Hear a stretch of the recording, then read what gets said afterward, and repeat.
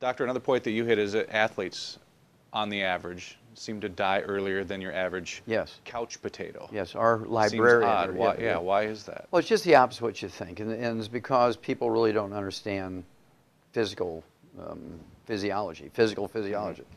And that is this. With the exception of the 3 black guys from the old Negro Baseball League back in the 1920s, there's never been a professional athlete lived to be 100. Now that should begin to give you clues, red flags. Now these guys are getting paid to train and work out. They're getting the best food, the best trainers, personal physicians, team physicians. I mean, they have it all, right? They're being paid to work out, and they get the best. But yet the average lifespan, when you take all sports, is 62. The new statistics out for Canadian professional football players is 51. Reggie Lewis, who was the captain of the Boston Celtics, died at 28 of a cardiomyopathy heart attack, a simple nutritional deficiency.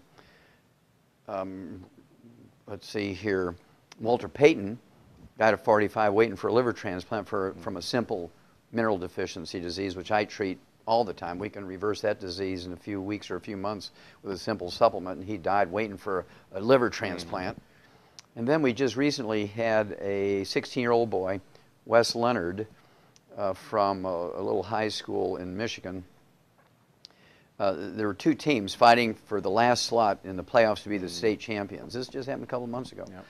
And Wes Leonard was 16 years old, and the teams, it was 55-55 at the last buzzer, so they had to do a prophetic term, sudden death playoff, right? So he catches the tip-off, 3 or 4 dribbles down to the basket, slam dunks it in like 3 seconds after the whistle to start the sudden death. He gets the winning 2 points, 57-55. His teammates are lifting him up because they're so excited, and he drops dead of a cardiomyopathy heart attack. The same thing that Reggie Lewis did, 17 years earlier.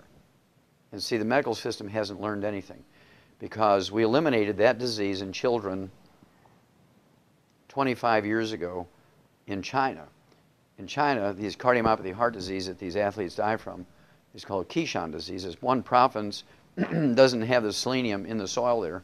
And these kids, like 13 out of 100, are dying from this heart disease when they're little kids. So my wife and I went there in China. We did 1,200 autopsies on these kids, on kids under the age of 10. And the Chinese government now gives every kid this trace mineral when they come to class. They haven't lost another kid in 25 years, okay? Because the government makes sure, under penalty of severe punishment, if the teacher fails to give those kids that pill every day. Here we have these kids. We've known this in the animal industry for 60 years, Scott. For 60 years, we've known the cause, prevention, and cure for this disease. And yet medical doctors say, well, we give them electrocardiograms before each season. We just need more physicals. That'll do it. Well, no, it won't do it, because they know nothing about nutrition. They don't realize that when you sweat, you're not sweating out water. You just drink water, you're going to die. Whether you're a roofer in the summertime and it's 120 degrees up there in the roof and you're sweating like a pig, or you unloading trucks, or you work in a factory, you're doing physical labor on the road, or you're an athlete. If you're sweating, you're not sweating out water. Sweat is a soup that contains all the nutrients floating around your blood. And if you're replacing that soup with water, what's happening to your nutritional reserves? Replacing the soup with water, your nutritional reserves go down, and when you reach a certain level, below a certain line, you die. There's another 19-year-old girl just died of a copper deficiency. She's 19 years old. Florida State University, died of a ruptured aortic aneurysm, which is caused by only one thing. Well, 2 things. One, you get crushed against a loading dock by a truck, or copper deficiency. We learned about that in turkeys, Scott. In 1947, we eliminated ruptured aortic aneurysms in turkeys in 1947. So she died of something that a turkey wouldn't even die from, because medical doctors know nothing about nutrition. They all should be put in jail for it.